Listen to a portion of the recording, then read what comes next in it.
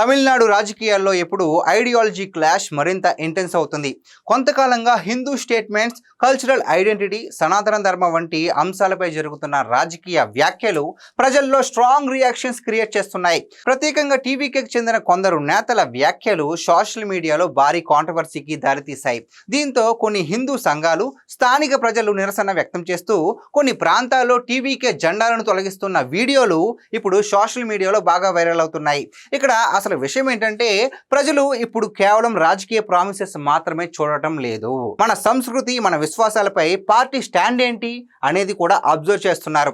తమిళనాడులో చాలా కాలంగా ద్రవిడియన్ పాలిటిక్స్ డామినేట్ చేసిన ఇప్పుడు కల్చరల్ ఐడెంటిటీ పాలిటిక్స్ కూడా వేగంగా పెరుగుతుందని విశ్లేషకులు చెప్తున్నారు.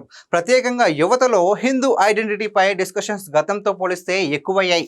అందుకే చిన్న స్టేట్మెంట్ కూడా ఇప్పుడు మ్యాసివ్ పొలిటికల్ రియాక్షన్స్ కి కారణమవుతోంది. కానీ మరోవైపు క్రిటిక్స్ ఏమంటున్నారంటే ఇలాంటి ఐడియాలజికల్ ఫైట్స్ సొసైటీలో డివిజన్స్ పెంచే ప్రమాదం ఉందని హెచ్చరిస్తున్నారు. ఇప్పటి సౌత్ ఇండియన్ పాలిటిక్స్ లో డెవలప్మెంట్ మాత్రమే కాదు, కల్చర్ మరియు ఐడెంటిటీ కూడా మేజర్ ఎలక్షన్ ఫ్యాక్టర్స్ గా మారుతున్నాయి.